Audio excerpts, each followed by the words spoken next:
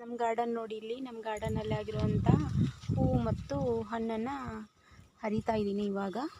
ನೋಡಿ, ಒಂದು ಸ್ವಲ್ಪ ಹೂ ಕಿತ್ಕೋತೀನಿ, ಆಮೇಲೆ ಹಣ್ಣು ಕಿತ್ಕೊಂಡ್ರೆ ಆಯಿತು.